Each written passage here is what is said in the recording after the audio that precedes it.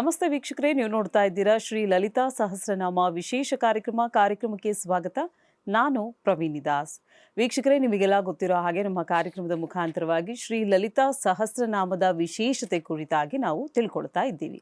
ಇದರ ವಿಶೇಷತೆ ಏನು, ಇದನ್ನು ಯಾಕೆ ಹೇಳಬೇಕು, ಮನೆಯಲ್ಲಿ ಹೆಣ್ಣು ಮಕ್ಕಳು ಇದನ್ನು ಪಠಣೆ ಮಾಡಲಿಕ್ಕೆ ಹೇಳ್ತಾರೆ, ಇದರಿಂದ ಆಗುವಂಥ ಪ್ರಯೋಜನಗಳೇ ಏನು, ಇದರ ಕುರಿತಾಗಿ ಒಂದಷ್ಟು ಮಾಹಿತಿ, ಹಾಗೆ ಇದರೊಟ್ಟಿಗೆ ಇದರ ರೀತಿ ರಿವಾಜುಗಳು, ನಿಯಮಗಳು ಯಾವ ರೀತಿಯಾಗಿರುತ್ತೆ ಅನ್ನೋದ್ರ ಕುರಿತಾಗಿಯೂ ಕೂಡ ಗುರೂಜಿಯವರು ನಮಗೆ ತಿಳಿಸ್ಕೊಳ್ತಾರೆ.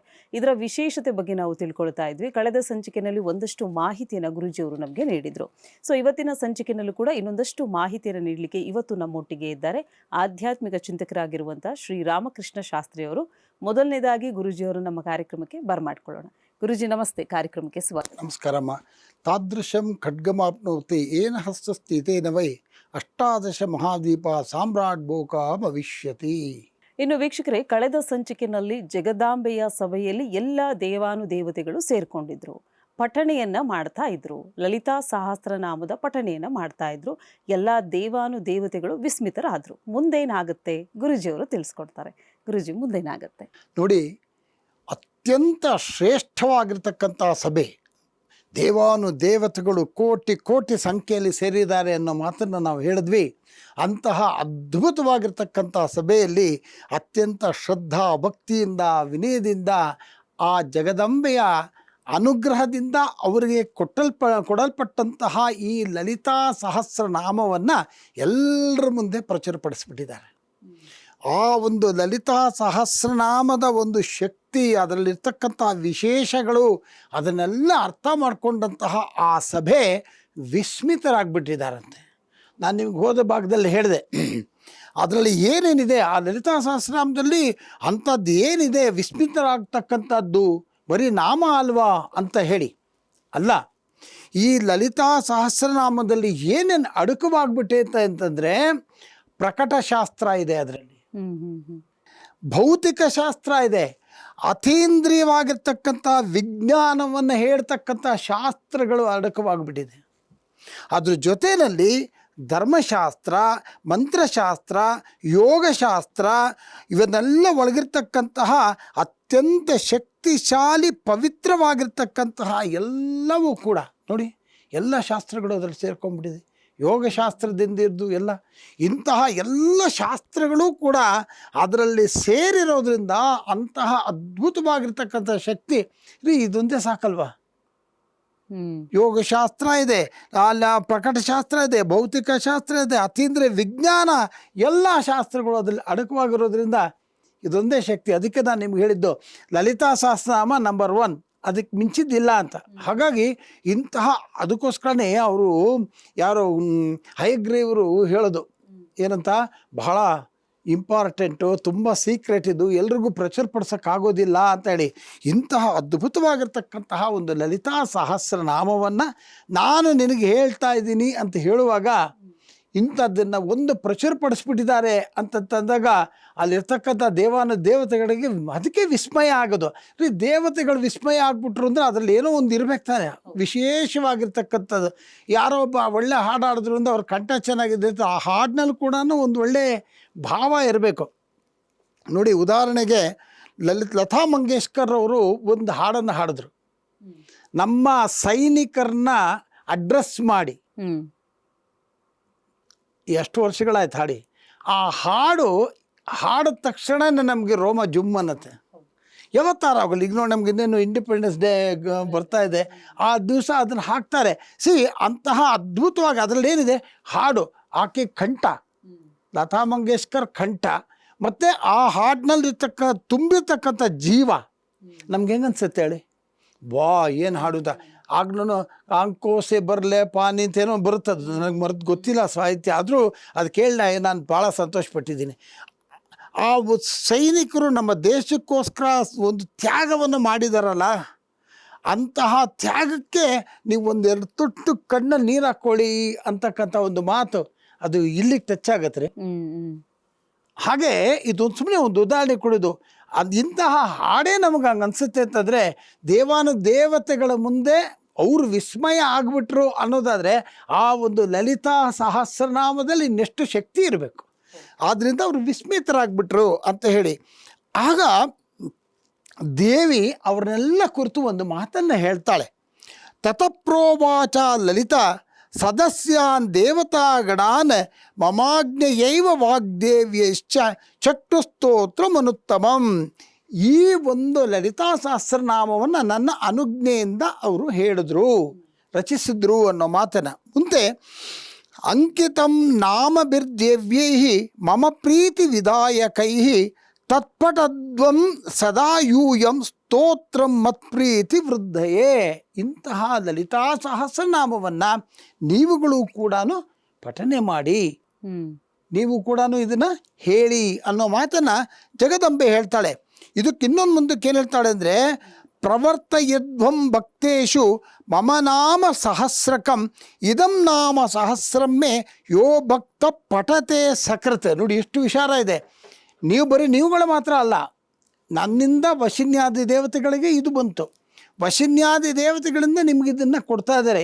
ಈ ಒಂದು ಇದನ್ನು ನನ್ನ ಭಕ್ತರಾಗಿರ್ತಕ್ಕಂಥವರು ಕೂಡ ಕಲಿಬೇಕು, ಭಕ್ತರಾಗಿರ್ತಕ್ಕಂಥವ್ರು ಕೂಡ ನನ್ನ ಅನುಗ್ರಹ ಪಡಿಬೇಕು, ನನ್ನ ಪ್ರೀತಿಯನ್ನು ಅವ್ರು ಗಳಿಸ್ಬೇಕು ಅನ್ನೋದಾದರೆ ಇದನ್ನು ಅವರಿಗೂ ಕೂಡ ಹೇಳಿ, ನೀವೀಗ ಕೇಳಿಸ್ಕೊಂಡ್ರಿ ಅದನ್ನು ಟ್ರಾನ್ಸ್ಫರ್ ಮಾಡಿ ನೆಕ್ಸ್ಟ್ ಜನ್ರೇಷನ್ಗೆ ಅಂತ. ಇದು ಬಹಳ ಮುಖ್ಯ ರೀ. ಆಸ್ತಿನ ಒಂದು ಇಟ್ಕೊಂಡ್ಬಿಟ್ಟು ನಾನು ಕೊಡೋದಿಲ್ಲ ಅಂತಲ್ಲ, ವಿದ್ಯೆಯನ್ನು ನೀವು ದಾನ ಮಾಡಬೇಕು. ಏನೋ ಒಂದು ಕಲ್ತ್ಕೊಂಡಿದ್ದೀರಿ ಅಂದರೆ ಹಂಚ್ರಿ. ಇದು ಹಿಂಗೆ ಗುಪ್ತವಾಗಿಟ್ಟು ಇಟ್ಟು ಇಟ್ಟು ಇಟ್ಟು ನಮ್ಮಲ್ಲಿರ್ತಕ್ಕಂಥ ಅನೇಕ ವಿಚಾರಗಳು ಬಹಳ ಹಿಂಸೆ. ಅದು ಗೊತ್ತೇ ಇಲ್ಲ, ಮರ್ಮಾಚ್ಬಿಟ್ಟಿದ್ದೀವಿ, ಗೊತ್ತೇ ಇಲ್ಲ, ಅದೆಲ್ಲ ಹೋಗಿದೆ ಅಂತಾದರೆ ಎಷ್ಟೋ ಸಹಸ್ರ ವರ್ಷಗಳು ಬದುಕಿದ್ರು, ತಪಸ್ ಮಾಡ್ಕೊಂಡಿದ್ರು ಅಂದರೆ ನಾವು ಮನುಷ್ಯರು, ಅವರು ಮನುಷ್ಯರಲ್ವಾ?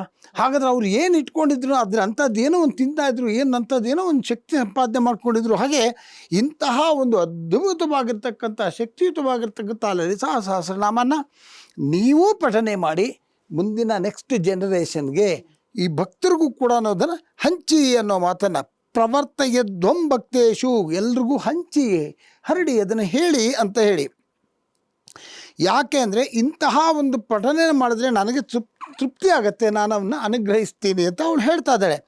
ಸಮೇ ಪ್ರಿಯತಮೋ ಜ್ಞೇಯ ತಸ್ಮೈ ಕಾಮಾನ್ ದದಾಮ್ಯಹಂ ಶ್ರೀಚಕ್ರೇ ಮಾಂ ಸಮಭ್ಯರ್ಚ ಜಪ್ತ್ವಾ ಪಂಚದಶಾಕ್ಷರೀಂ ಪಶ್ಚಾನ್ನಾಮ ಸಹಸ್ರಮ್ಮೆ ಕೀರ್ತಯೇ ಮಮ ತುಷ್ಟಯೇ. ನೋಡಿ ಏನು ಹೇಳ್ತಾರೆ ಅಂದರೆ, ಈಗ ಅವ್ರಿಗೆ ಉಪದೇಶ ಆಗಿರುತ್ತೆ. ನಾನು ನಿಮ್ಗೆ ಹೇಳಿದೆ ಪಂಚದಶಾಕ್ಷರಿ ಮಂತ್ರ ಮತ್ತು ಇನ್ನೊಂದು ಮಂತ್ರಗಳು, ಷೋಡಶಿ ಮಂತ್ರಗಳು, ಜಪಗಳು ಅಂತ ಹೇಳಿದೆ. ಅದನ್ನು ಗುರು ಮೂಲಕನೇ ಕಲಿಬೇಕು, ಗುರು ಉಪದೇಶ ಆಗಿರಬೇಕು ಅನ್ನೋ ಮಾತು ಹೇಳಿದೆ. ಹಾಗಾದರೆ ಅಂತಹವರು ಯಾರಿಗೆ ಗುರುಮುಖೇಣ ಈ ಪಂಚದಶಾಕ್ಷರಿ ಇನ್ನೊಂದು ಮತ್ತೊಂದು ಉಪದೇಶ ಆಗಿದೆಯೋ ಅಂಥವರು ನಿತ್ಯ ಕರ್ಮಗಳನ್ನು, ಈಗ ಸಂಧ್ಯಾ ವಂದನಾದಿಗಳು ನಿತ್ಯ ಕರ್ಮಗಳು ಮಾಡಿ ಪಂಚದಶಾಕ್ಷರಿ ಎಲ್ಲ ಮಾಡಾದ್ಮೇಲೆ ಈ ಒಂದು ಲಲಿತಾ ಸಹಸ್ರನಾಮವನ್ನು ಹೇಳಿದ್ದೇ ಆದರೆ ಅವರಿಗೆ ಸಂಪೂರ್ಣವಾಗಿರ್ತಕ್ಕಂತಹ ಅನುಗ್ರಹ ಮಾಡ್ತೀನಿ ಅಂತ ತಾಯಿ ಹೇಳ್ತಾಳೆ. ಈಗ ನೀವು ನನಗೆ ಪ್ರಶ್ನೆ ಕೇಳ್ಬೋದು, ನನಗೆ ಪಂಚದಶಾಕ್ಷರಿ ಗೊತ್ತಿಲ್ಲ, ಮತ್ತು ನಾನು ಸಹಸ್ರನಾಮ ಹೇಳಬೇಕು, ಅಮ್ಮನವ್ರ ಅನುಗ್ರಹ ಪಡೆಯೋದಕ್ಕೆ ನಂಗೆ ಆಗದೇ ಇಲ್ವೇ ಅಂತ. ಅಲ್ಲ, ಅಮ್ಮನವ್ರು ಎಷ್ಟು ಕರುಣಾಮಯಿ ಅನ್ನೋದನ್ನು ನಾವಿಲ್ಲಿ ಯಾರು ಈ ಒಂದು ಪಂಚದಶಾಕ್ಷರ, ಅದು ಶಕ್ತಿ ಮಂತ್ರಗಳು ಬೀಜಾಕ್ಷರಗಳನ್ನೇ ಗುರುಮುಖೇಣ ಪಡೆದಿರ್ತಾರೆ, ಅವರು ಅದನ್ನು ಹೇಳಿ ಲಲಿತಾ ಸಹಸ್ರನಾಮವನ್ನು ಮಾಡಿದ್ರೆ ಫಲ ಕೊಡುತ್ತೆ ಅಂತ. ಜೊತೆಗೆ ಅಕಸ್ಮಾತ್ ಈಗ ನೀವು ಹೇಳ್ದಂಗೆ ಅಂಥದ್ದು ಯಾರೂ ಇಲ್ಲ, ನಾನು ಸಹಸ್ರನಾಮ ಹೇಳಬೇಕು, ನನಗೆ ಯಾವ ಮಂತ್ರನೂ ಗೊತ್ತಿಲ್ಲ ಅನ್ನೋದಾದ್ರೆ ಏನು ಮಾಡಬೇಕು ಅಂದರೆ ಎಷ್ಟು ಕರುಣಾಮಯಿ ಅನ್ನೋದಕ್ಕೆ ನೋಡಿ, ಮಾಮರ್ಚಯತು ವಾ ಮಾವ ವಿದ್ಯಾಂ ಜಪತು ವಾ ನವ ಕೀರ್ತಯೇ ನಾಮ ಸಹಸ್ರಂ ಇದಂ ಮತ್ಪ್ರೀತಯೇ ಸದಾ.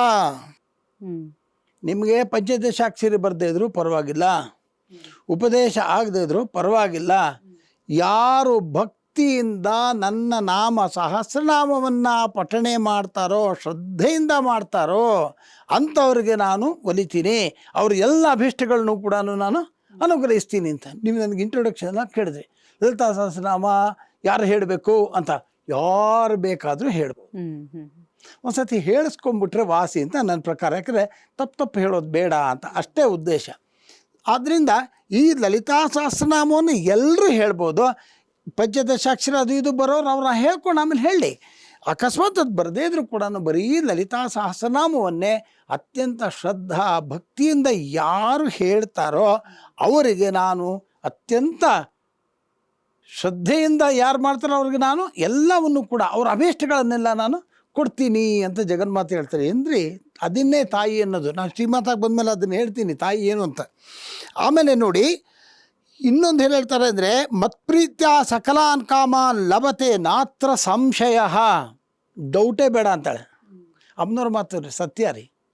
ಅದ್ರ ಬಗ್ಗೆ ಡೌಟೇ ಬೇಡ. ಹಂಗಾರೆ ಪಂಚದಶಾಕ್ಷರ ಬರೀ ಲಲಿತಾ ಸಹಸ್ರನಾಮ ಹೇಳ್ಬಿಟ್ಟಿದ್ದೀನಿ, ಆಗುತ್ತೋ ಇಲ್ವೋ ಡೌಟ್ ಪಟ್ಕೋಬೇಡಿ, ನಾನು ಅನುಗ್ರಹ ಮಾಡ್ತೀನಿ ಅಂತ ಹೇಳ್ತಾಳೆ.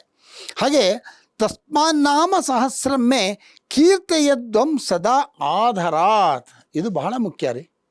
ಬಹಳ ಆದರದಿಂದ ಪ್ರೀತಿಯಿಂದ ಈ ಒಂದು ನಾಮ ಸಹಸ್ರವನ್ನು ಹೇಳಿ ಅಂತ ಹೇಳ್ತಾರೆ. ತದಾಜ್ಞಯ ತದಾರಭ್ಯ ಬ್ರಹ್ಮ ವಿಷ್ಣು ಮಹೇಶ್ವರಾ ಶಕ್ತಯೋ ಮಂತ್ರಿಣಿ ಮುಖ್ಯ ಇದಂ ನಾಮ ಸಹಸ್ರಗಂ. ಅವತ್ತಿಂದ ತದಾರಭ್ಯ, ಅವತ್ತಿಂದ ಆರಭ್ಯವಾಗಿ ಆಮೇಲಿಂದ ಪ್ರತಿ ಇದರಲ್ಲೂ ಕೂಡ ಬ್ರಹ್ಮ ವಿಷ್ಣು ಮಹೇಶ್ವರಾದಿಯಾಗಿ ಪ್ರತಿಯೊಬ್ಬರೂ ಕೂಡ ಈ ಒಂದು ನಾಮ ಸಹಸ್ರನಾಮವನ್ನು ಅವರು ಪಠಣೆ ಮಾಡೋದಕ್ಕೆ ಆರಂಭ ಮಾಡಿದ್ರು. ಹಾಗೆ ಅವರು ಎಲ್ರಿಗೂ ಕೂಡ ಈ ಒಂದು ಲಲಿತಾ ಸಹಸ್ರನಾಮವನ್ನು ಹೇಳಿಕೊಟ್ರು, ಮುಂದಕ್ಕೆ ಬಂದು ಅಂತ. ಇಂತಹ ಒಂದು ಈ ಲಲಿತಾ ಸಹಸ್ರನಾಮವನ್ನು ಯಾರು ಪಠಣೆ ಮಾಡ್ತಾರೋ ಅವರಿಗೆ ಖಂಡಿತವಾಗ್ಲೂ ಕೂಡ ಆ ಜಗದಂಬೆಯ ಅನುಗ್ರಹ ಆಗೋದ್ರಲ್ಲಿ ಯಾವುದೇ ಡೌಟ್ ಇಲ್ಲ ಅನ್ನೋ ಮಾತನ್ನು ನಾವು ಹೇಳೋಣ. ಆಮೇಲೆ ಈ ಒಂದು ಸಂದರ್ಭದಲ್ಲಿ ಈ ಹಯಗ್ರೀವ ಮಹಾರಾಜರು ಅವರು ವಿಷಯ ಹೇಳ್ತಾ ಇದ್ದಾರೆ. ಈಗ ನೋಡಪ್ಪ, ನಾನು ಈಗ ನಿನಗೆ ಆ ಲಲಿತಾ ಸಹಸ್ರನಾಮವನ್ನು ನಾನು ನಿನಗೆ ಹೇಳ್ತೇನೆ, ಬಹಳ ಶ್ರದ್ಧೆಯಿಂದ ತಾಳ್ಮೆಯಿಂದ ಕೇಳು ಅಂತ ಹೇಳಿ ಎಷ್ಟು ಚೆನ್ನಾಗಿ ಹೇಳ್ತಾರೆ ನೋಡಿ. ಅವಶ್ಯಕತ್ವೇ ಹೇತುಸ್ತೆ ಮಯಾ ಪ್ರೋಕ್ತೋ ಮುನೀಶ್ವರ ಇದಾನೀಂ ನಾಮ ಸಹಸ್ರಂ ವಕ್ಷ್ಯಾಮಿ ಶ್ರದ್ಧೆಯ ಶೃಣು. ಶ್ರದ್ಧೆಯಿಂದ ನೀನು ಕೇಳಿಸ್ಕೊಳಪ್ಪ, ನಾನು ಈಗ ನಿನಗೆ ಆ ಲಲಿತಾ ಸಹಸ್ರನಾಮವನ್ನು ಹೇಳ್ತೇನೆ ಅಂತ ಹೇಳಿ ಆ ಹಯಗ್ರೀವ ಮಹಾರಾಜರು ಅವರಿಗೆ ಗೌತಮ ಇವ್ರಿಗೆ ಹೇಳ್ತಾ ಇದ್ದಾರೆ, ಋಷಿಗಳಿಗೆ. ಇಲ್ಲಿಗೆ ಯಾವ ಸ್ಟೇಜಿಗೆ ಬಂದು ನಾವು ನಿಂತ್ಕೊಂಡಿದ್ದೀವಿ ಅಂದರೆ, ಮುಂದಕ್ಕೆ ಅಮ್ಮನವರ ಶ್ರೀ ಲಲಿತಾ ಸಹಸ್ರನಾಮ ಏನು ಅನ್ನೋದ್ರ ಬಗ್ಗೆ ನಾವು ಹೇಳ್ತಾ ಹೋಗ್ತೀವಿ. ಸಿಂಧೂರಾರುಣ ವಿಗ್ರಹಂ, ಇದು ಏನು ಹೇಳಿ ಅದರದ ಒಂದು ಶ್ಲೋಕ ಹೇಳಬೇಕು. ಸಿಂಧೂರಾರುಣ ವಿಗ್ರಹಾಂ ಪ್ರಣೇನಾಂ ಮಾಣಿಕ್ಯ ಮೌಳಿಸ್ಫುರತ್ತಾರಾ ನಾಯಕ ಶೇಖರಾಂ ಸ್ಮಿತಮುಖೀಂ ಆಪೀನ ವಕ್ಷೋರುಹಾಂ ಪಾಣಿಭ್ಯಾಂ ಮಲಿಪೂರ್ಣ ರತ್ನ ಚಷಕಂ ರಕ್ತೋತ್ಪಲಂ ಬಿಭ್ರತಿಂ ಸೌಮ್ಯಾಂ ರಕ್ತ ಘಟಸ್ಥ ರಕ್ತ ಚರಣಾಂ ಧ್ಯಾಯೇತ್ ಪರಾಂ ಅಂಬಿಕಾಂ. ಇದು ಆ ಜಗನ್ಮಾತೆಯ ಸ್ತೋತ್ರ. ಇದರ ಅರ್ಥನೂ ನಾವು ಹೇಳಿಬಿಡೋಣ, ಆಮೇಲೆ ಮುಂದಕ್ಕೆ ವಿವರವಾಗಿ ಹೇಳೋಣ. ಸಿಂಧೂರದಂತಿರ್ತಕ್ಕಂಥ ಕೆಂಪು ಬಣ್ಣ, ಇವಳು ಯಾಕೆ ಕೆಂಪು ಬಣ್ಣ ಅನ್ನೋದನ್ನು ನಾನು ಮುಂದಕ್ಕೆ ಹೇಳ್ತಾ ಹೋಗ್ತೀನಿ. ಯಾಕಂದರೆ ಸಹಸ್ರನಾಮ ಹೇಳಬೇಕಾಗಿರೋದ್ರಿಂದ ಪ್ರತಿಯೊಂದೂ ಅದರಲ್ಲಿ ಬಂದುಬಿಡುತ್ತೆ. ಸಿಂಧೂರದಂತಿರ್ತಕ್ಕಂತಹ ಕೆಂಪು ಬಣ್ಣವನ್ನು ಹೊಂದಿರತಕ್ಕಂಥವಳು, 3 ಕಣ್ಣುಗಳನ್ನು ಹೊಂದಿರತಕ್ಕಂಥವಳು, ಮಾಣಿಕ್ಯ ಮುಕುಟಗಳು. ಅದೇನು ಅಂತ ನಾನು ಆಮೇಲೆ ಹೇಳ್ತೀನಿ. ನಿಮ್ಗೊಂದೊಂದು ಹೇಳ್ತಾರೆ, ಒಂದು ಕಥೆ ಹೇಳ್ಬಿಡ್ಬೋದು. ಮಾಣಿಕ್ಯದ ಮಕುಟವನ್ನು ಶಿರದಲ್ಲಿ ಧರಿಸಿರ್ತಕ್ಕಂತಹ, ಚಂದ್ರನನ್ನು ಚೂಡಾಮಣಿಯಾಗಿ ಹೊಂದಿರತಕ್ಕಂಥವಳು. ಹಾಗೆ ಅವಳು ಧರಿಸಿರ್ತಕ್ಕಂಥ ಹಸನ್ಮುಖಿ ಪೀನವ, ಅವಳು ಎರಡೂ ಕೈಗಳಲ್ಲಿ ಒಳ್ಳೊಳ್ಳೆ ಆಯುಧಗಳನ್ನು ಹಿಡ್ಕೊಂಡಿರ್ತಕ್ಕಂಥವಳು. ಅದೇನು ಅಂತ ಆಮೇಲೆ ಹೇಳ್ತೀನಿ. ಚಿತಗ್ನಿಕೊಂಡು ಸಮೂತ ದೇವಕಾರ್ಯ ಸಮುದ್ರಿತ ಉದ್ದೇದ್ಭಾನು ಅಂತ ಹೇಳುವಾಗ ಹೇಳ್ತೀನಿ. ರಕ್ತವರ್ಣದವಳು, ಒಳ್ಳೆಯ ಸ್ವರೂಪವನ್ನು ಹೊಂದಿರತಕ್ಕಂತಹ ರಕ್ತದ ಘಟ ಅಂದರೆ ಕೆಂಪು ಬಣ್ಣದಲ್ಲಿರ್ತಕ್ಕಂಥ ಒಂದು ಇದರಲ್ಲಿ ಇಟ್ಕೊಂಡು ಆ ಒಂದು ತನ್ನ ಚರಣವನ್ನು ಒಳ್ಳೆಯ ಆಸನದ ಮೇಲೆ ಇಟ್ಟು ತಾನು ವಿರಾಜಮಾನಳಾಗಿದ್ದಾಳೆ ಅನ್ನೋ ಮಾತನ್ನು ಹೇಳ್ತಾ ಇದ್ದಾರೆ. ಹೀಗೆ ಇಂತಹ ಅದ್ಭುತವಾಗಿರ್ತಕ್ಕಂತಹ ಜಗನ್ಮಾತೆಯ ಒಂದು ನಾವು ಸಹಸ್ರನಾಮದ ವಿಶ್ಲೇಷಣೆಯನ್ನು, ಅದರ ಬಗ್ಗೆ ಬಹಳ ವಿಸ್ತಾರವಾಗಿರ್ತಕ್ಕಂಥ ವಿವರವನ್ನು ನಾವು ಮುಂದಕ್ಕೆ ಹೇಳ್ತಾ ಹೋಗ್ತೀವಿ. ಖಂಡಿತ ಗುರುಗಳೇ. ಇನ್ನು ವೀಕ್ಷಕರೇ, ಗುರುಜಿಯವ್ರನ್ನ ನೀವು ನೇರವಾಗಿ ಬಂದು ಭೇಟಿ ಆಗಬೇಕು ಅಂದರೆ ಟಿವಿ ಸ್ಕ್ರೀನ್ ಮೇಲೆ ಕಾಣ್ತಾ ಇರುವಂಥ ನಂಬರ್ಗೆ ಕರೆ ಮಾಡಿ ಹೆಚ್ಚಿನ ಮಾಹಿತಿಯನ್ನು ಪಡ್ಕೊಳ್ಬಹುದು ಅಂತ ಹೇಳ್ತಾ, ಕಾರ್ಯಕ್ರಮದಲ್ಲಿ ಇನ್ನೊಂದಷ್ಟು ಮಾಹಿತಿಯನ್ನು ನೀಡೋದು ಬಾಕಿ ಇದೆ. ಅದಕ್ಕಿಂತ ಮುಂಚಿತವಾಗಿ ಕಾರ್ಯಕ್ರಮದಲ್ಲಿ ಪುಟ್ಟದೊಂದು ವಿರಾಮ.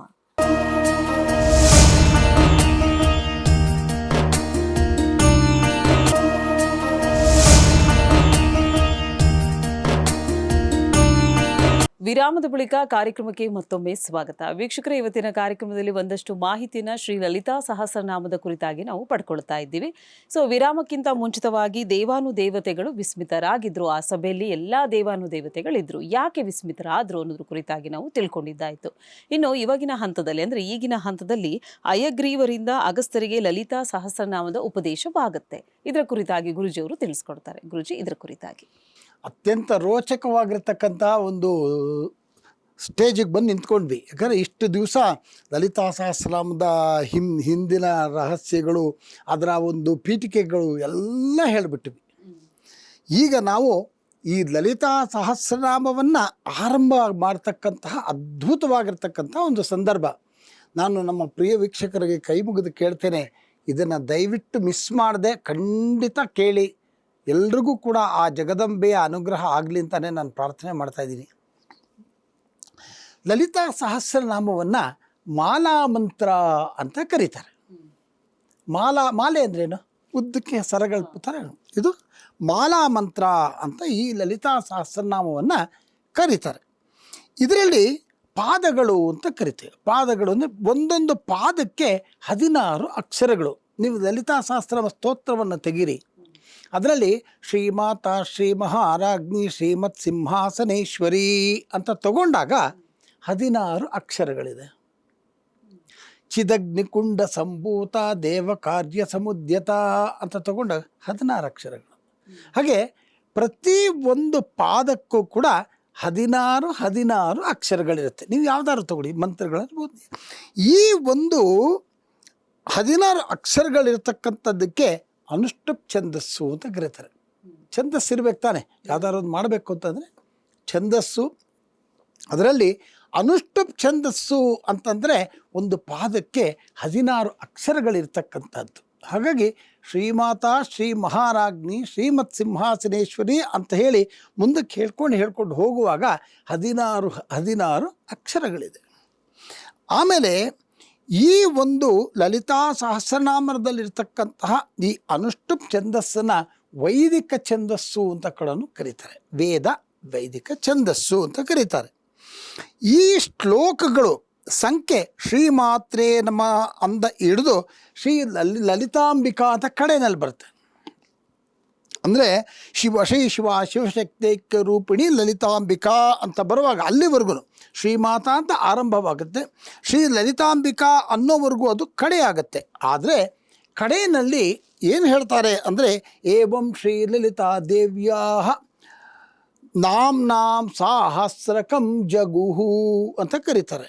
ಇಲ್ಲಿ ಜಗುಹು ಅಂತ ಕರೆಯೋದು ನಾಮ ಅಲ್ಲ, ಅದು ಅಂದರೆ ಇಷ್ಟು ಹೊತ್ತು ಶ್ರೀಮಾತ್ರೇ ನಮಃ ಇಂದ ಹಿಡಿದು ನಾವು ಲಲಿತಾಂಬಿಕಾವರೆಗೂ ನಾವು ಏನು ಹೇಳಿದ್ದೀವಿ ಅದಷ್ಟು ಕೂಡ ಅಂಬಿಕೆಗೆ ಅರ್ಪಣೆ ಅಂತ ಹೇಳಿ. ಗೊತ್ತಾಗ್ತಾ ಇದೆಯಾ? ಹಾಗಾಗಿ ಏವಂ ಶ್ರೀ ಲಲಿತಾ ದೇವ್ಯ ನಾಂ ಸಾಹಸ್ರಕಂ ಜಗುಹು ಅಂದರೆ ಇಷ್ಟು ಹೊತ್ತು ಹೇಳಿರ್ತಕ್ಕಂತಹ ಆ ನಾಮಗಳು ಏನಿದೆ ಅದಷ್ಟು ಕೂಡ ಅಮ್ಮನವ್ರಿಗೆ ಅರ್ಪಣೆ ಅನ್ನುವಂಥ ಎಷ್ಟು ಆ ಒಂದು ಸಮರ್ಪಣಾ ಭಾವ ನೋಡ್ರಿ. ಹಾಗಾಗಿ ಆ ಒಂದು ಇದು ಮುಕ್ತಾಯ ಮಾತ್ರ.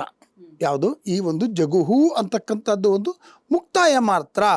ಆಮೇಲೆ ಈ ಒಂದು ಶ್ಲೋಕಗಳನ್ನು ನೀವು ಗಮನಿಸ್ತಾ ಬರ್ತೀರಿ ಅಂತಂದರೆ 182 ವರೆ ಆಗುತ್ತೆ. ಇದೇನು ವರೆ? ಕಡೆಯಲ್ಲಿ ಲಲಿತಾಂಬಿಕಾ ಅಂತ ಬರುವಾಗ ಅದು ಅರ್ಧಕ್ಕೆ ಬಂದು ನಿಂತ್ಕೊಂಡ್ಬಿಡುತ್ತೆ. 182 ವರೆ. ಒಂದು ಪಾದ ಅಂತ ತಗೊಂಡಾಗ 2 ಪಾದಗಳಿಗೆ ಎಷ್ಟಾಯಿತು? 365. So that is equal to 1 ವರ್ಷಕ್ಕೆ ನಮ್ಮಲ್ಲಿ ಇರ್ತಕ್ಕಂಥ ದಿವಸ. ನೋಡಿ ಎಷ್ಟು ಅದಕ್ಕೆ ಸಾಮ್ಯತೆ ಇದೆ ಅಂಥೇಳಿ. ಹಾಗೆ ಈ ದೇವಿಯ ನಾಮಗಳನ್ನು ಹೇಳ್ತಾ ಹೋಗ್ತೀವಿ ಅಂತ ಇಟ್ಕೊಳ್ಳಿ. ಶ್ರೀಮಾತಾ ಶ್ರೀ ಮಹಾರಾಜ್ಞಿ ಶ್ರೀಮತ್ ಸಿಂಹಾಸನೇಶ್ವರಿ ಚಿದಗ್ನಿಕುಂಡ ಸಂಭೂತ ದೇವ ಕಾರ್ಯ ಸಮುದ್ರಿತ. ಬರೀ ನಾಮ ಅಲ್ಲ ಅದು. ನೀವು ಒಂದು ನಾಮವನ್ನು ಇನ್ನೊಂದು ನಾಮದ ಜೊತೆ ಹೇಳ್ತಾ ಬಂದಾಗ ಪ್ರತಿ ಒಂದು ನಾಮಕ್ಕೂ ಇನ್ನೊಂದು ನಾಮಕ್ಕೂ ಸಾಮ್ಯತೆ ಉಂಟಾಗಿ ಒಂದು ಚರಿತ್ರೆ ಅಥವಾ ಇತಿಹಾಸ ಉಂಟಾಗ್ಬಿಡುತ್ತೆ. ಗೊತ್ತಾಗ್ತಾ ಇದೆಯಾ? ಹಯಗ್ರೀವರು ಈ ಅಗಸ್ತ್ಯರಿಗೆ ಹೇಳುವಾಗ ಅಗಸ್ತ್ಯರು ಪ್ರಶ್ನೆ ಕೇಳಿದ್ರು ಹಯಗ್ರೀವರಿಗೆ, ಎಷ್ಟೊಂದು ವಿಚಾರಗಳನ್ನು ಹೇಳಿದ್ರಿ, ಕತೆ ಹೇಳಿದ್ರಿ, ಇದು ಹೇಳಿದ್ರಿ, ಅದೇ ಹೇಳಿದ್ರಿ, ಆದರೆ ನನಗೆ ಲಲಿತಾ ಸಹಸ್ರನಾಮವನ್ನು ಹೇಳಿಲ್ಲ ಅನ್ನೋ ಮಾತನ್ನು ಹೇಳಿದ್ರು. ಆದರೆ ಈ ಹಯಗ್ರೀವರು ಯಾವ್ಯಾವ ಕಥೆಗಳನ್ನು ಹೇಳಿದ್ರು, ಯಾವ್ಯಾವ ಇತಿಹಾಸಗಳನ್ನು ಹೇಳಿದ್ರು, ಯಾವ್ಯಾವುದಕ್ಕೆ ಸಂಬಂಧಪಟ್ಟಿದ್ದನ್ನು ಹೇಳಿದ್ರು ಅದಷ್ಟು ಕೂಡ ಈ ಲಲಿತಾ ಸಹಸ್ರನಾಮವನ್ನು ಒಂದಾದ್ಮೇಲೆ ಒಂದು ಸೇರಿಸ್ಕೊಂಡು ಬಂದಾಗ ಆ ಇತಿಹಾಸಗಳು ಅಲ್ಲಿ ಹೊರಹೊಮ್ಮುತ್ತೆ. ಈ ಸಹಸ್ರನಾಮ ಒಂದು ಓದ್ಬಿಟ್ರೆ ಸಾಕು, ಹಯಗ್ರೀವ್ರ ಹಿಂದೆ ಹೇಳಿದ ಕಥೆಯೆಲ್ಲ ಕೂಡ ಇಲ್ಲಿ ಬಂದು ಸೇರಿಕೊಳ್ಳುತ್ತೆ. ನಾನು ಮಧ್ಯದಲ್ಲಿ ಆ ಒಂದು ಇತಿಹಾಸಗಳು ಕೂಡ ಮಧ್ಯದಲ್ಲಿ ನಿಮಗೆ ಹೇಳ್ತಾ ಬರ್ತೀನಿ. ಆಮೇಲೆ ಇದ್ರ ವಿಶೇಷತೆ ಏನು ಅಂತಂದರೆ, ಲಲಿತಾ ಸಹಸ್ರನಾಮದಲ್ಲಿ ಸಂಪೂರ್ಣವಾಗಿ ಆ ಜಗದಂಬಿಕೆ ವೈಭವವನ್ನು ಹೇಳ್ತಾ ಹೋಗ್ತಾರೆ. ನಾನು ನಿಮ್ಗೆ ಹೇಳಿದೆ ಲಲಿತಾ ಸಹಸ್ರನಾಮದಲ್ಲಿ ಏನೇನು ಶಾಸ್ತ್ರಗಳು ಎಲ್ಲ ಇದೆ ಅಂತ ಅಂದ್ಬಿಟ್ಟು. ಆ ಲಲಿತಾ ಸಹಸ್ರನಾಮದಲ್ಲಿ ಅತ್ಯಂತ ವೈಭವವನ್ನು ಕೂಡ ಅಂಬಿಕೆಯ ಜಗದಂಬಿಕೆಯ ಒಂದು ವೈಭವವನ್ನು ಹೇಳ್ತಾರೆ. ಅದು ಯಾವ್ಯಾವ ವೈಭವ ಅಂದರೆ ನಾಮರೂಪ ವೈಭವ, ಹೆಸರಿನಲ್ಲಿರ್ತಕ್ಕಂಥ ಆ ಹೆಸರೇ ಅಷ್ಟು ಮುದ್ದಾಗಿದೆ ಅಂತ ಅದರ ವೈಭವವನ್ನು ಹೇಳುತ್ತೆ. ಹಾಗೆ ರೂಪ ವೈಭವ, ಲೀಲಾ ವೈಭವ. ರೂಪ ಅಂದರೆ ಆ ಒಂದು ಅಲಂಕಾರ, ಆಯಿತಾ. ಆಮೇಲೆ ಲೀಲಾ ವೈಭವ, ಅಮ್ಮನವ್ರು ಏನೇನು ಲೀಲೆಯನ್ನು ತೋರಿಸಿದ್ಲು ಅದನ್ನು ಹೈಲೈಟ್ ಮಾಡಿದಾಗ ಅದರದ್ದು ವೈಭವ ಹೇಳ್ತಾ ಇದ್ದಾನೆ. ಆಮೇಲೆ ತತ್ವ ವೈಭವ, ತತ್ವವನ್ನು ಹೇಳ್ತಕ್ಕಂಥದ್ದು, ಯಾವ ರೀತಿ ತತ್ವವನ್ನು ಹೇಳ್ತಾ ಇದೆ ಆ ನಾಮಗಳಲ್ಲಿ, ಆ ತತ್ವ ವೈಭವ. ಮಂತ್ರ ವೈಭವ, ನಾನು ನಿಮ್ಗೆ ಹೇಳಿದೆ ಪಶನ್ಯಾದಿ ದೇವತೆಗಳು ಪ್ರತಿ ಅಕ್ಷರಕ್ಕೂ ಕೂಡ ದೇವತೆಗಳವರು, ಪ್ರತಿ ಅಕ್ಷರನೂ ಸೇರಿ ಪದ ಇದು ಅದು ಅಂತ ಹೇಳ್ತಾ ಬಂದೆ. ಹಾಗೆ ಆ ಒಂದು ಪ್ರತಿಯೊಂದು ಅಕ್ಷರನೂ ಮಂತ್ರ ಅಂತ ಹೇಳಿದಾಗ ಈ ಒಂದು ಲಲಿತಾ ಸಹಸ್ರನಾಮದಲ್ಲಿರ್ತಕ್ಕಂಥದ್ದು ಏನು ಅಕ್ಷರಗಳು, ಅದರಲ್ಲೂ ಶಕ್ತಿ ಇದೆ, ಅದರಲ್ಲಿ ಬೀಜಾಕ್ಷರಗಳಿದೆ. ಹಾಗಾಗಿ ಈ ಒಂದು ಮಂತ್ರ ವೈಭವ ನೋಡ್ತೀವಿ. ಯೋಗ ವೈಭವ ಅದು ಕೂಡ ಇದೆ ನೋಡಿ. ಎಷ್ಟು ಈ ಒಂದು 6 ವೈಭವಗಳನ್ನು ನೀವಿಲ್ಲಿ ನೋಡ್ತೀರಿ. ಬಹಳ ವಿಶೇಷತೆ ಏನು ಗೊತ್ತೇನ್ರಿ, ಪುನರಾವೃತ್ತಿ ಅನ್ನೋದಿಲ್ಲ ಇಲ್ಲಿ, ರಿಪೀಟ್ ಆಗಿಲ್ಲ. ಒಂದು ಸತಿ ಹೆಸರು ಇನ್ನೊಂದು ಸತಿ ರಿಪೀಟ್ ಆಗಿಲ್ಲ. ಅಕಸ್ಮಾತ್ ಅದರ ಸಣ್ಣದಾಗಲಿ ಸೇರಿಕೊಂಡಿದೆ ಅಂದರೆ ಅದರಲ್ಲಿ ಅರ್ಥ ವ್ಯತ್ಯಾಸ ಇದೆ, ಅದೇ ಅಲ್ಲ. ಒಂದು ಸತಿ ಶ್ರೀಮಾತ್ರೇ ನಮಃ ಅಂದ ತಕ್ಷಣ ಮುಂದಕ್ಕೆಲ್ಲೂ ಶ್ರೀಮಾತ್ರೇ ನಮಃ ಬರೋದಿಲ್ಲ. ಬೇರೆ ಬೇರೆ ಬೇರೆ ಬೇರೆ ಬೇರೆ ಬೇರೆ ಬೇರೆ ಬೇರೆ ಹೆಸರುಗಳು ಬಂದು ಬೇರೆ ಬೇರೆ ಬೇರೆ ಬೇರೆಯಾಗಿ ಅದು ಬರ್ತಾ ಇರೋದ್ರಿಂದ ಯಾವುದೇ ಓವರ್ಲ್ಯಾಪಿಂಗ್ ಅಥವಾ ರಿಪೀಟ್ ಆಗುವಂಥದ್ದು, ಪುನರಾವೃತ್ತಿ ಆಗ್ತಕ್ಕಂಥದ್ದು ಈ ಒಂದು ಲಲಿತಾ ಸಹಸ್ರನಾಮದಲ್ಲಿ ಕಂಡು ಬರೋದಿಲ್ಲ ಅಂತ ಹೇಳಿ. ಆಮೇಲೆ ಲಲಿತಾ ಸಹಸ್ರನಾಮ ಅಂತ ಹೆಸರು ಹೇಳಿದಾಗ ನೀವು ನೋಡಿರ್ಬೇಕು, ಅದರ ಹಾಡು ಹಸೆ ಬರೆದಿರುವಾಗ ಯಾವ್ದಾರು ಒಂದು ಹೆಸರು ಅಂತ ಕೊಟ್ಟಾಗ ಅದು ಅವಾಗ ರಿಪೀಟ್ ಆಗ್ತಾ ಇರುತ್ತೆ, ಗೊತ್ತಾಗ್ತಾ ಇದೆ. ಯಾವುದೊಂದು ಸುಮ್ಮನೆ ಯಾವುದೋ ಹಾಡು ಅಂತಂದಾಗ ಆ ಹಾಡದೇ ಒಂದಷ್ಟು ಸತಿ ಅದೇ ಪದ ರಿಪೀಟ್ ಆಗ್ತಾ ಇರುತ್ತೆ. ಆದರೆ ಲಲಿತಾ ಸಹಸ್ರ ಅವಾಗ ಆ ಹಾಡು ಅಂದರೆ ಆ ಪದದ್ದೇ ರಿಪೀಟ್ ಆಗಿರೋದನ್ನೇ ಆ ಹಾಡು ಅಂತ ಹೇಳ್ಬಿಡ್ತೀವಿ ನಾವು, ಅದರದಾಗಲ್ಲ. ಇದು ಲಲಿತಾ ಸಹಸ್ರನಾಮ ಆಗಿದ್ರೂ ಕೂಡ ಎಲ್ಲೂ ಕೂಡ ಲಲಿತಾ ಅಂತ ಬರೋದಿಲ್ಲ, ಕಡೆಯಲ್ಲಿ ಮಾತ್ರ ಬರುತ್ತೆ. ಅದು ಇದೊಂದು ವಿಶೇಷತೆ ಅಲ್ವಾ, ಎಲ್ಲೂ ಬರಲ್ಲ. ನೀವು ಶಿವ ಸಹಸ್ರನಾಮ ತಗೊಳ್ಳಿ, ಶಿವ ಅಂತ ಬರುತ್ತೆ, ಆದರೆ ರಿಪೀಟ್ ಆಗೋದಿಲ್ಲ, ವಿಶೇಷತೆ ಅದು. ಹಾಗಾಗಿ ಎಲ್ಲೂ ರಿಪೀಟ್ ಆಗೋದಿಲ್ಲ ರೀ. ಸೇಮ್ ಶ್ರೀಮಾತಾಯಿಂದ ಲಲಿತಾಂಬಿಕಾವರೆಗೂ ಬರುತ್ತೆ ಅಂದರೆ ಅಲ್ಲಿವರೆಗೂ ಯಾವುದು ರಿಪೀಟ್ ಆಗೋದಿಲ್ಲ. ಅಂದರೆ ಇದ್ಯಾವುದಕ್ಕೆ ಮತ್ತೆ ಲಾಸ್ಟಲ್ಲಿ ಲಲಿತಾಂಬಿಕಾ ಇದ್ಮೇಲೆ ಅದಕ್ಕೆ ಲಲಿತಾ ಸಹಸ್ರನಾಮ ಕೊಟ್ಟರು ಅಂದರೆ ಇಷ್ಟೊತ್ತು ಹೇಳಿದಂಥ ನಾಮಗಳೇನಿದೆ ಅದು ಅಂಬಿಕೆದು, ತಾಯಿ ಲಲಿತಾಂಬಿಕೆದು ಅಂತ ಹೇಳ್ತಕ್ಕಂಥ ಒಂದು ಸೂಚನೆಗೋಸ್ಕರವಾಗಿ ಅದನ್ನು ಪೂರ್ತಿಯಾಗಿ ಹೇಳಿ ಅಮ್ಮ ಲಲಿತಾಂಬಾ ಅಂತ ಹೇಳಿ ನೋಡಿ. ಎಷ್ಟು ಅದು ಬಹಳ ಮುಖ್ಯವಾಗಿ ನಾವು ಅರ್ಥ ಮಾಡ್ಕೋಬೇಕಾಗಿದೆ. ಇನ್ನೊಂದು ವಿಶೇಷತೆ ಇನ್ನೊಂದು ಹೇಳ್ತೀನಿ ಕೇಳಿ. ಲಲಿತಾ ಸಹಸ್ರನಾಮದಲ್ಲಿ ಆರಂಭ ಆಗೋದು ಎಲ್ಲಿಂದ ರೀ? ಶ್ರೀಮಾತಾ. ಶ್ರೀಮಾತಾ ಅಂದರೆ ಏನು? ಅಮ್ಮ. ಲಾಸ್ಟಲ್ಲಿ ಏನಿದೆ? ಲಲಿತಾಂಬಾ. ಕರೆಕ್ಟಾ? ಲಾಸ್ಟಲ್ಲಿ ಏನಿದೆ? ಲಲಿತಾಂಬಿಕಾ ಅಂತ ಇದೆ. ಅಂಬಿಕಾ ಅಂದ್ರೇನು? ಅಮ್ಮ. ಸೊ ಬಿಗಿನಿಂಗ್ ಶುರುವಾಗಿರೋದು ಅಮ್ಮ ಇಂದ, ಕಡೆಯಾಗಿರೋದು ಕೂಡ ಅಮ್ಮ ಇಂದ. ಅಲ್ಲಿಗೆ ಎಷ್ಟು ಚೆನ್ನಾಗಿ ಅದನ್ನು ಅವರು ಬರೆದಿದ್ದಾರೆ, ರಚಿಸಿದ್ದಾರೆ. ಅಮ್ಮನವರ ಅನುಗ್ರಹ ಆಗಿದೆ ಅಂತ, ತಾಯಿಯಿಂದ ಆರಂಭವಾಗಿ ತಾಯಿಯಿಂದನೇ ಅದು ಸಂಪೂರ್ಣವಾಗಿದೆ ಅಂಥೇಳಿ ಮುಂದಕ್ಕೆ ಇನ್ನೂ ಅತ್ಯಂತ ತುಂಬ ಸುಂದರವಾಗಿ ಬಹಳ ಆಶ್ಚರ್ಯಕರವಾಗಿರ್ತಕ್ಕಂಥದ್ದೆಲ್ಲ ನಾವು ಮುಂದಿನ ಮಾತಾಡೋಣ. ಖಂಡಿತ ಗುರುಗಳೇ, ಇದುವರೆಗೂ ಕಾರ್ಯಕ್ರಮದಲ್ಲಿ ಭಾಗವಹಿಸಿ ಸಾಕಷ್ಟು ಮಾಹಿತಿಯನ್ನು ನಮಗೆ ತಿಳಿ ಹೇಳಿದ್ದೀರಾ, ಧನ್ಯವಾದಗಳು. ಇನ್ನು ವೀಕ್ಷಕರೇ, ಗುರೂಜಿಯವ್ರನ್ನ ನೀವು ನೇರವಾಗಿ ಬಂದು ಭೇಟಿ ಆಗಬೇಕು, ನಿಮ್ಮಲ್ಲಿ ಏನಾದರೂ ಶುಭ ಕಾರ್ಯಗಳನ್ನು ಮಾಡ್ಕೊಳ್ಬೇಕು ಅನ್ನೋದಾದರೆ ಗುರೂಜಿಯವ್ರನ್ನ ಸಂಪರ್ಕಿಸಲಿಕ್ಕೆ ಅವಕಾಶವಿದೆ. ನೀವು ಮಾಡಬೇಕಾಗಿರೋದು ಇಷ್ಟೇ, ನಿಮ್ಮ ಟಿವಿ ಸ್ಕ್ರೀನ್ ಮೇಲೆ ಕಾಣ್ತಾ ಇರುವಂಥ ನಂಬರ್ಗೆ ಕರೆ ಮಾಡಿ ಒಂದು ಅಪಾಯಿಂಟ್ಮೆಂಟ್ನ ಬುಕ್ ಮಾಡಿಕೊಂಡು ತದನಂತರ ಗುರೂಜಿಯವ್ರನ್ನ ಭೇಟಿ ಆಗಲಿಕ್ಕೆ ಅವಕಾಶವಿದೆ ಅಂತ ಹೇಳ್ತಾ ಇವತ್ತಿನ ಕಾರ್ಯಕ್ರಮವನ್ನು ಮುಕ್ತಾಯಗೊಳಿಸ್ತಾ ಇದ್ದೀವಿ. ಮತ್ತೆ ನಿಮ್ಮ ಭೇಟಿ ಮುಂದಿನ ಸಂಚಿಕೆಯಲ್ಲಿ. ಧನ್ಯವಾದಗಳು.